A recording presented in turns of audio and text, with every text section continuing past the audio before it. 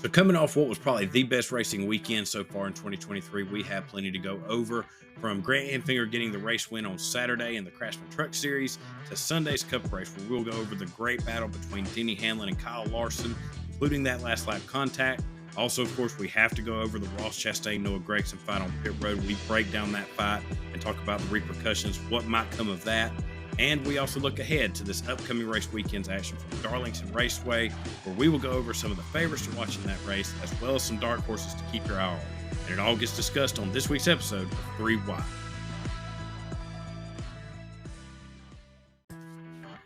So before we get started on this week's episode of 3 Wide, let me tell you about our presenting sponsor, Hunt to Harvest. Now, Hunt to Harvest is back with us for our second season here at 3 Wide, and right now, if you head over to hunttoharvest.com, you can check out their new spring 2023 selection, where they have plenty of design choices for turkey hunting, as well as different types of fishing. Also, they still have that mystery box special going on where you can get 3 shirts chosen at random sent to you for just $33. And with the high quality shirts you're getting at $11 a piece, you can't find that kind of deal anywhere else. So head on over to hunttoharvest.com where you can update or upgrade your hunting apparel. And when you go to checkout, be sure to enter that promo code RADNEY18923. That's RADNEY 18923 to get even more savings at checkout at hunttoharvest.com.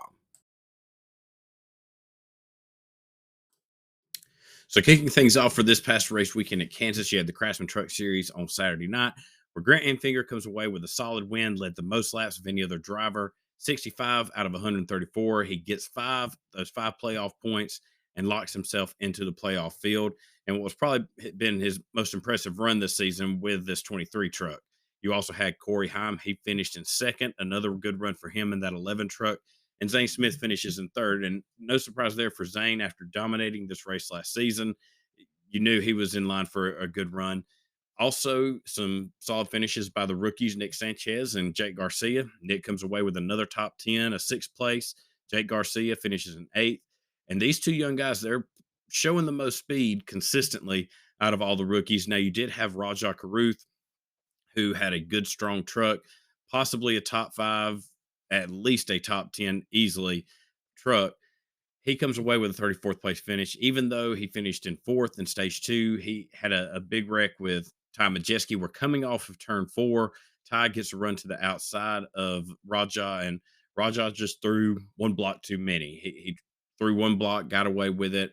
Then when he went to throw the second one, Ty was already there, was going to hold his line, and that got Rajah into the outside wall, caused damage for both trucks, and ended what was going to be a strong night for both guys, because those two drivers, they were going to be up there in the mix, like I said, for a top 5 if they had been able to keep their trucks clean. They did talk after the race, and it seemed like it was a pretty cordial conversation, but you had Ty talk to the media afterwards talking about it.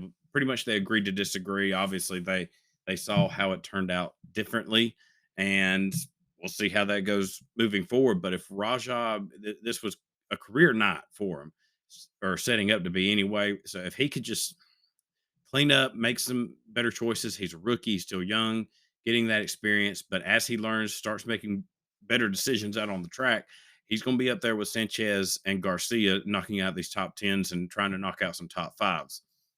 You also had a Haley Deegan have a good solid run. She finished in 12th, was able to finish 10th in stage 1, and hung around in that top 10 to top 15 sweet spot. So she's slowly building her way up to a little bit higher standing in the Truck Series running.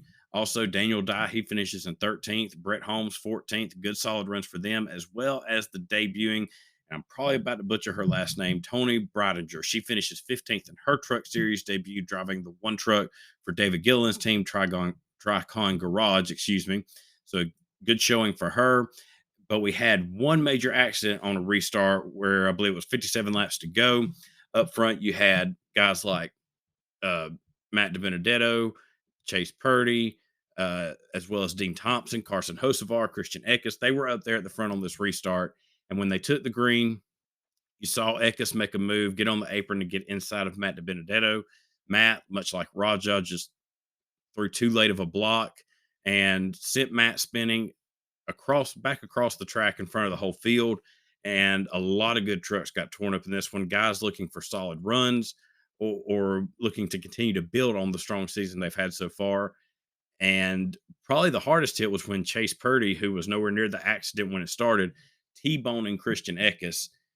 You saw when you watched it on TV, or if you go back and watch it on YouTube, you'll see the crash is pretty much well over with. You still had Christian Eckes coming down across the track towards the apron, and you see that Ford truck kind of fly by on the apron. I don't know if there was miscommunication between him and the spotter, or if he thought he'd have a clean track in front of him, so he just rolled with it. Christian did make a quick left when he was coming down the tracks. It was right in front of Chase. Chase T-bones him enough, hits him hard enough to send up two tires of Christian Eckes' truck. So hard hit there. You definitely got to be wondering what was the conversation going on between Chase and a spotter. Somebody was not paying attention to what was going on in front of them. And like I said, this tore up a lot of trucks. Christian Eckes, he started on the pole. Chase Purdy started third. Dean, he had just come off top 10 in stage two. Carson Hocevar was hanging around the top 10. So a lot of good trucks taken out in this race. So, and you also had some cup drivers like Ross Chastain, Kyle Busch in the race. Kyle Busch got the stage win in stage one, comes away with a seventh place finish. And Ross Chastain, he comes away with a fifth place finish. So this was a little bit of a preview for what we were going to see on Sunday. There was a lot of three wide racing. Pretty much as soon as they took the green flag, these guys were going three wide going in through the corner. So not necessarily a messy show like we're used to seeing with the Truck Series racing. It was a good, hard race, and Grant Enfinger able to hold on and get the race win. Now, shifting gears to Sunday's Cup race, and what was probably, well, I wouldn't even say probably without a doubt, the best race so far of this season. Denny Hamlin comes away with the win after some last lap contact with Kyle Larson.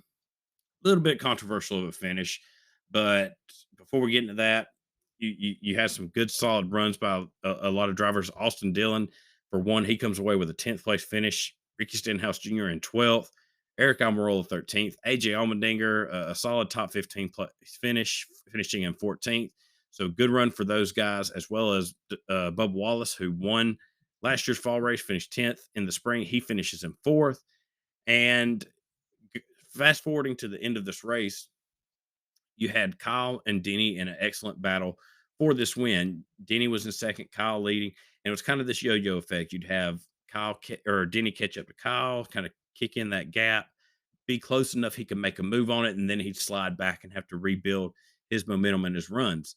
On the last lap, Denny was able to stay to the inside of him enough going into turn 1 and 2. He was able to take the air off his car, get Kyle Larson loose, get him kind of scraping the wall, and coming out of the corner, Larson had to make a pretty quick turn to the left just to keep his car off the wall. Well, the problem was Denny was right there on his bumper. He was already there. And just the slightest contact between the two drivers sends Kyle Larson into the wall. Fortunately, Larson was able to hang on to it, keep it going to finish in second. But a very disappointing end for Larson. And I hate that this happened. The only negative I'll say of this is that we didn't get to see these two guys dive it into turns 3 and 4 to see who would come to the checkered flag first. This was an excellent battle, but I don't think this was anything dirty or over the line on Denny's part. To me, this was just two guys going at it hard, good hard racing. If Denny had went into turns 1 and 2 or 3 and 4 on that last lap and just drove through the back of Larson, obviously it's a different story. Or if he had tried, diving it into the corner, going over his head and collecting himself and Kyle, that's another conversation also. But to me, this isn't a dirty move or a dirty win on Denny's part. Denny and Kyle, they're very good friends off the track. I'm sure they've already talked about it at the finish and what all went down. But these guys are going for the win. You expect them to go full out, do what it takes to win. Denny's only other option, and I mentioned this in my video on my YouTube channel, Denny's only other option was to let off the gas and let Kyle be able to gather it back up on the back straightaway. But if he does that, he's taking himself out of the win. And these guys, they want that checkered flag. With the way the playoffs are right now, win and get in.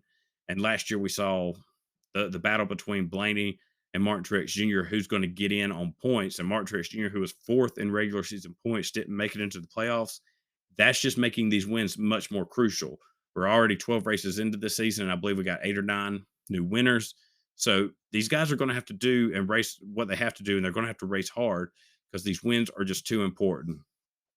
Denny, Kyle, these are the two best on the track today in the Cup Series, and it was just a good hard battle between the two. Nothing I think that will affect these drivers down the road. Just a fantastic finish, and take that for what it is in front of us. But the biggest story, because and it quickly overshadowed the finish between Denny and Kyle, was the fight on pit road between Noah Gragson and Ross Chastain. Now Ross, he came away with a fifth place finish, has another solid day. But Noah Gragson, he was having a decent run. He had finished fourth and or third in stage two, excuse me. Was running pretty decent, probably one of his better runs this season besides Talladega. Coming off of turn four, we see Ross kind of swing out wide, and Noah makes contact with the outside wall. He was on the outside of Ross. Felt like Ross had squeezed him up into the wall.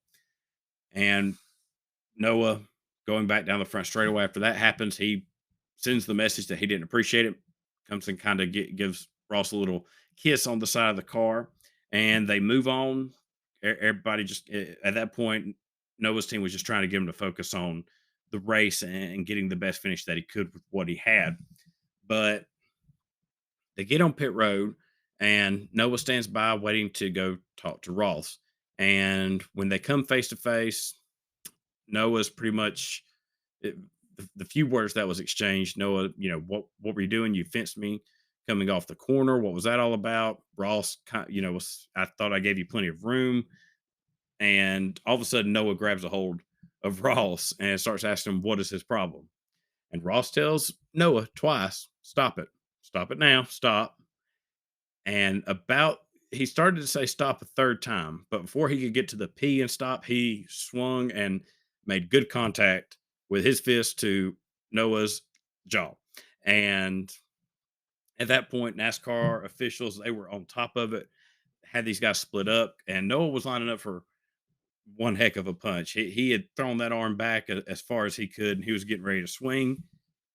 And like I said, this got broken up really quick. You could hear the pop when Ross hit Noah in the video. It's incredible. Probably the best contact the drivers had between each other in quite some time, at least that we've been able to see and hear it.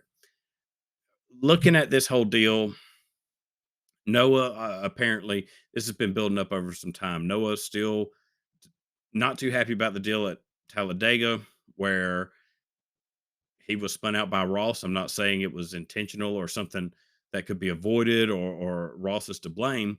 I think that incident was super speedway racing, but that's what happened. Ross spun out Noah and caused a huge crash. And apparently there was a confrontation on the plane after that race. Now here we are just a couple weeks later. Noah has a torn up car again at the hands of Ross Chastain. Like I said, intentional, not at fault. That's just the facts of it. So Noah feels like he needs to go down there and say something. And I'll give him credit for at least doing that, because a lot of these guys, they will talk to the media about how they feel about Ross, what they think about Ross, his driving style. But at least at the track, in front of the cameras, in front of everybody, where people can see it or report on it, they don't go and say anything to Ross. They just talk about him. And could they hash it out with Ross throughout the week? Possibly, but that's not the way we see it play out on our TVs or in front of us at the racetrack. So I give Noah credit for going down there and saying something, because he's doing something not a lot of drivers do, besides maybe Kyle Busch, Mark Truex Jr., Denny Hamlin, who have went down there and have had words with Ross face to face. Where Noah messed up was putting hands on Ross Chastain and allowing Ross to get the first hit. Noah has a history in the Xfinity Series of getting in these conflicts, and Noah has been the one to throw the first punch. So you would think he'd have a little bit better grasp on what to expect or what to do in these situations. I don't know if he didn't think Ross would take it that far, but Ross has a history as well, especially in the Xfinity Series. He had incidents and confrontations with guys like Ryan Reed, Jeremy Clements, and after the Jeremy Clements deal at Bristol, Ross even made the comment on TV that basically he wasn't going to take getting his hands put on him. You know, people coming up and grabbing him from behind, he was not going to put up with that. and he's sticking true to his word. Noah put his hands on him, and Ross gave him fair warning, and then Ross swung. Obviously, there's not going to be any penalties or anything about this. NASCAR's probably loving this because it's now giving them even more, you know, things to advertise. And Ross just continues delivering these moments for the sport. And for those that are saying that Ross went and hid behind the officials and whatnot, I don't see it that way. The way I see it with Ross and the officials is you go back and look at the video when the officials they grab a hold of Noah's arm. Ross still has one hand free, has a hold of Noah's arm, it looks like, which is a smart move on his part. And Ross has his hands up. And it's not his hands up as if saying, I'm scared, or don't hit me, my hands are right here. It's nothing like that. To me, he's showing his hands to show the officials, I'm not the one being the aggressor here. I'm done. I've did my piece and I'm done. So where this goes from here is anybody's guess. Noah obviously has not had the strongest season. His best two runs have been at Talladega and then this past weekend at Kansas. But say down the road, if these guys are getting lapped and Ross Chastain comes along, does Noah make it hard on Ross? Does Noah make contact with Ross? Or if knowing them, they have another good run like this and they're up there mixing it up with these guys, how does Noah race Ross? These are two guys with very similar personalities. So it's going to be interesting to see the dynamic here and see how they handle each other from here on out. All in all, it was a good fight.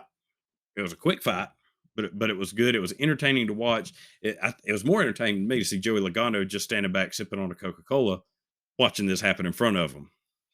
But Ross just continues to give, and the guy just can't seem to lose every time. I mean, every time somebody goes to, it seems to retaliate, whether it's on the track or off the track, he somehow still comes out ahead.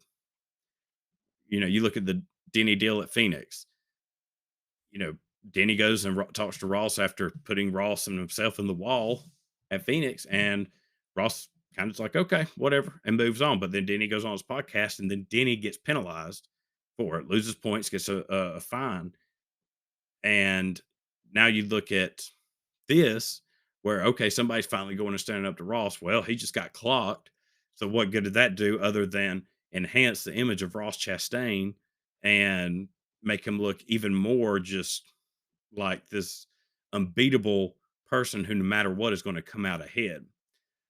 So it seems like I hate to say it, I'm just becoming more and more of a Ross Chastain fan. I'm truly enjoying just watching this guy on the track, seeing how different he is and how aggressive he is out on the track.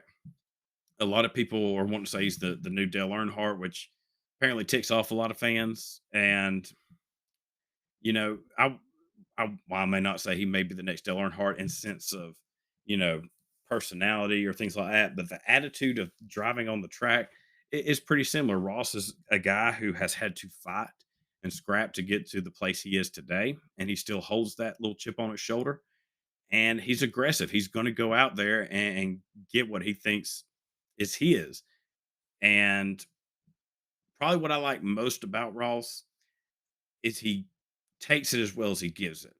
We've seen after he's gotten into guys, and he'll say, I probably have one coming, or I would understand, if they get me back, I deserve it. And a lot of drivers say that, but they don't mean it. When retaliation is given to them, they want to start, complaining and talking about I'm going to get him back. When Ross gets payback given to him, he'll simply tell the camera, he'll say, you know what, I had that coming. He'll tell the drivers, I probably deserve that. It's a lot different than what we're used to, and I'm here for it. I'm a big fan of the way he's driving this track, the way he's handling himself. I think it's good for the sport that they have this guy who is aggressive, going to go out there and do whatever he can or whatever needs to be done to get ahead, but also take the repercussions of it, keeping his chin up and not going around and whining and crying about it. Now, looking ahead to this upcoming weekend's races at Darlington Raceway, we'll have the Truck Series on Friday, Xfinity Series on Saturday, the Cup Series on Sunday, and it's Throwback Weekend, Mother's Day weekend. This is going to be a great weekend of racing for NASCAR. On the Truck Series side of it, John Hunter Nemechek's the defending winner of this race last season. Obviously, he will not be there to defend that win. But the two guys I looking at last year's race that I think will be the ones to keep your eye on is Carson Hocevar and Grant Enfinger. They finished second and third last year, you know, which is obvious a reason to look at them. But last year, Carson, he finished third in stage one. He won stage two. Grant Enfinger, he was in the top five in both stages. They had good speed last year at this track. So it's very possible that they will come out, especially Grant, who's now got this momentum from last week's win. He could come out there and have another strong run. I also wouldn't take my off on a guy like Ty Majeski. This feels like, it's a good kind of setup track for him. Look for him to have a strong run. On the Xfinity Series side of it, no, Justin Allgaier, he's the defending winner of this race as well. And this was a good track for Junior Motorsports last year. The question is, can they get it back together this year? It's been a struggle this season for Junior Motorsports overall. They're still trying to get into victory lane. This could be a good spot for them to get that done. Last year, Noah Gragson, he was the dominant guy in that 9 car. Now he finished second, but he had the 2 stage wins. Justin Allgaier, he led the most laps, comes away with the race win. It would be surprising to see Justin back up there in the mix, but keep an eye on 2 guys: Riley Herbst, who finished third last year in this race, as well as Sheldon Creed, who had that great battle last year with Noah and Kyle Larson in the fall Darlington race. This could be a good run for him. And we've seen more speed, more consistency out of Sheldon. It may not show it in the final running order, but overall, when he's been able to keep it clean and avoid everybody else's messes, because that's mostly what he's been getting caught up in, he's up there in the mix. So this could be the weekend where one of those 2 drivers come away with their first career win. And on the Cup Series side of it, Joey Logano, he's the defending winner of this race. Obviously, you remember last year the controversial contact with William Byron there at the end that ticked off William Byron. Can Joey Logano repeat this year? But looking at the running order from last season, it had some surprises in the top 10. You had Justin Haley come away with a third place finish. You had Michael McDowell in seventh, Ricky Stenhouse in eighth, Austin Dillon, who has been decent and solid at Darlington in his career. He's not someone that he's probably one of the sleeper picks. Austin Dillon is. I wouldn't be surprised to see him come away with a solid finish. He always seems to have good runs at Darlington. But just looking at guys to watch that I think will get up there and contend. Tyler Reddick, he was strong last year in that 8 car. Now he's in this 45 car, which has, as I've said many times this year, I think a lot more speed. He's going to be someone to contend with, as well as Kyle Busch, who vice versa. He's in this 8 car that finished second last year, and Darlington is a good track for him as well. Look for him to have a good run. And this race is going to be all about attrition and survival. This is a old, worn out surface. Last year, looking at the running order from last year, from 24th to 36th, those guys didn't finish the race. Whether it was crashes, engines blowing, what have you, these guys, they suffered the wrath of the track too tough to tame, and it allows some sleeper guys to have solid finishes. The ones I just mentioned, as well as like Ty Dillon in 12th, Harrison Burton 14th, Ty Gillen 15th, and Todd has shown more speed this year. So I wouldn't be surprised to see him back it up. But it's going to be interesting to see how this all comes out. And this week, we're doing 2 videos. It's a busy week for us. I wanted to do 2 videos this week. On Thursday night, I'm going to have the new one uploaded where we're going to preview more about this upcoming race weekend, as well as discuss, Ryan Newman. He's making a comeback with Rick Ware Racing, which I think is huge for that team and their future. And it gets Ryan Newman back in the Cup Series, which is always a win. Also, I'm going to preview some of the top throwback schemes that we're going to get to see out there on the track all weekend. And there's some good paint schemes, very interesting ones. And I'll have those posted, what some of my favorite picks are, the ones to watch. So it's going to be a fun weekend, a lot of action going on the track. And you're not going to want to miss a minute of it. And that'll wrap up this week's episode of 3 Wide. As always, thank you for joining me and listening along. Don't forget to hit that subscribe button wherever you're listening to this podcast from, as well as you can follow the link in the description below to our YouTube channel. Be sure to hit subscribe there so you can see when our new videos drop, including our weekly fantasy pick shorts. And you can also find in the description below the link to our sponsor, Hunt to Harvest. Head on over there, check out their awesome hunting apparel. Let them know we sent you. Use that promo code at checkout, Radney18923. I hope everyone has a wonderful rest of the week, and we will meet back same time next week to go over all the racing action from Darlington Raceway.